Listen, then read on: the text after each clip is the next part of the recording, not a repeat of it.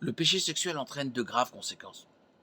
Il ne devrait même pas y avoir la moindre trace d'immoralité parmi le peuple de Dieu. Éphésiens 5.3. L'impudicité, toutes sortes d'impuretés et l'acuité ne doivent même pas être nommées parmi vous ainsi qu'il convient à des saints. Le mot porno est lié à porneia, d'où vient le mot anglais pornographie. Essentiellement, toute immoralité sexuelle tombe dans cette catégorie, mais le mot change en fonction de la personne qui commet l'acte de son sexe. Par exemple, une femme qui se livre à l'immoralité sexuelle est appelée une prostituée, pornée. Mais un homme qui fait la même chose est appelé un prostitué, porno.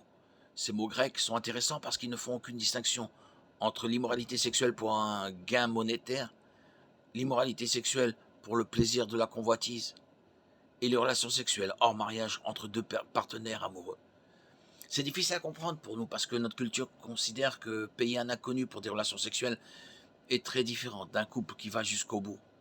Nous avons tendance à classer un homme qui utilise une prostituée et la prostituée elle-même de manière totalement différente d'un petit ami et d'une petite amie qui vivent ensemble. Mais Dieu classe les deux comme pornéia. Un homme qui couche avec sa petite amie de longue date est tout autant un prostitué que l'homme qui drague des prostituées, selon la Bible.